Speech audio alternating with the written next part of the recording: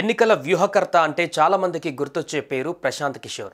2014 లోక్సభ ఎన్నికలు మొదలు వ్యూహకర్తగా తన స్థానాన్ని సుస్థిరం చేసుకుంటూ వచ్చారు.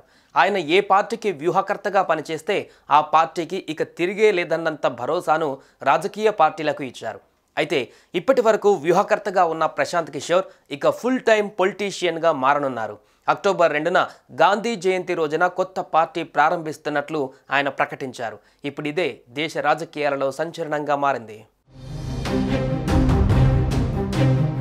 ప్రముఖ రాజకీయ వ్యూహకర్త ఐప్యాక్ ఫౌండర్ ప్రశాంత్ కిషోర్ కొత్త పార్టీ పెట్టబోతున్నట్లుగా అధికారికంగా వెల్లడించారు.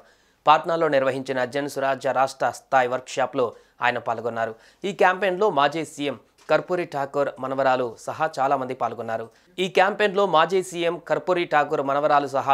పాల్గొన్నారు. వీరందరికీ ఆయన ధన్యవాదాలు తెలిపారు. ఇక బీహార్ కేంద్రంగా జన్ స్వరాజ్ పేరుతో ఓ ప్రజా చైతన్య సంస్థ రన్ చేస్తున్నానని ప్రశాంత్ కిషోర్ పేర్కొన్నారు. అయితే అదే పేరును తాను కొత్తగా పెట్టబోయే పార్టీకి నామకరణం చేస్తున్నట్లుగా ప్రకటించారు. అక్టోబర్ 2న గాంధీ జయంతి సందర్భంగా జన్ స్వరాజ్ పార్టీని ప్రకటిస్తామని పేర్కొన్నారు. 2025లో జరగబోయే బీహార్ అసెంబ్లీ ఎన్నికలలో జన్ స్వరాజ్ బరిలోకి దిగుతోందని, ఒంటరిగానే జేడీయూ అధినేత సీఎం నితీష్ కుమార్ను ఎదుర్కొంటామని ప్రశాంత్ కిషోర్ స్పష్టం చేశారు.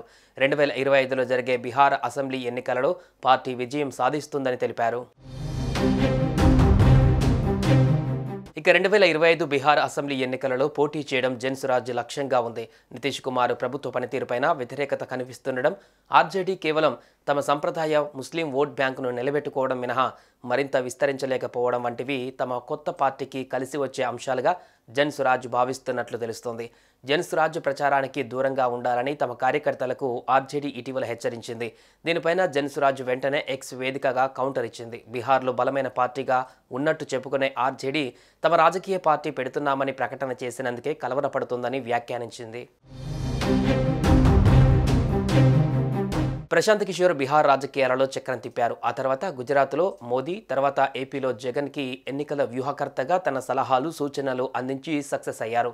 గతంలో రాజకీయ వ్యూహకర్తగా పలు పార్టీల విజయాలలో కీలక పాత్ర పోషించిన ప్రశాంత్ కిషోర్ ఆ తర్వాత ఆయన రాజకీయాలలోకి వచ్చి జేడీయూ పార్టీలో చేరారు.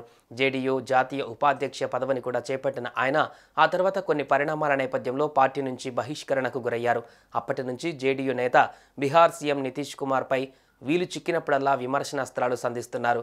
ఇప్పుడు కొత్త పార్టీ పెట్టడం వెనుక కూడా నితీష్ కుమార్ను పడగొట్టడానికే అనే వార్తలు వినిపిస్తున్నాయి.